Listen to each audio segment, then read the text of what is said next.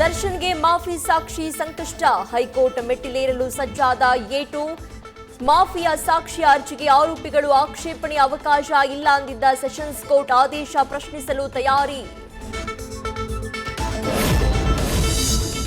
ರೇಣುಕಾಸ್ವಾಮಿ ಕೊಲೆ ಕೇಸ್ನ ಸಾಕ್ಷಿಗಳಿಗೆ ಬೆದರಿಕೆ. ಪುನೀತ್ ಮೂಲಕ ಬೆದರಿಕೆ ಹಾಕಿಸಿರುವುದು FSL ವರದಿಯಲ್ಲಿ ಬೆಳಕಿಗೆ. ಕಿರಣ್ ಗೌರವ್ ಶೆಟ್ಟಿ ಕಾನ್ಫರೆನ್ಸ್ ಕಾಲ್ನಲ್ಲಿ ಮಾತನಾಡಿದ್ದು ಪತ್ತೆ.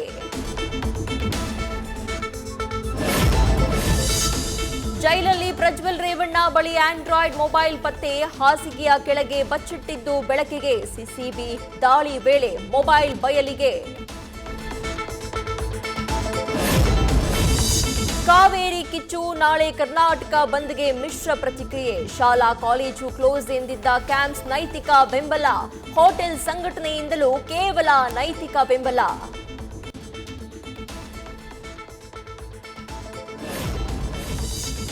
ಬಿಎಂಟಿಸಿ ಎಲೆಕ್ಟ್ರಿಕ್ ಬಸ್ಗಳು ಸಂಪೂರ್ಣ ಸ್ಥಗಿತ. ವೇತನ ಹೆಚ್ಚಳಕ್ಕೆ ಆಗ್ರಹಿಸಿ ಬಸ್ ಸಂಚಾರ ಸ್ಥಗಿತ. ಕತ್ರಿಗುಪ್ಪೆ ಕಾಮಾಖ್ಯ ಡಿಪೋ 13ರಲ್ಲಿ ಸಂಚಾರ ಬಂದ್.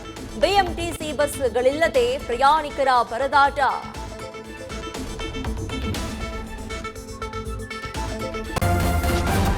ನ್ಯೂಸ್ ಫಸ್ಟ್ ನಿರ್ಭೀತಿಯಿಂದ ನಿಮ್ಮ ಪರವಾಗಿ.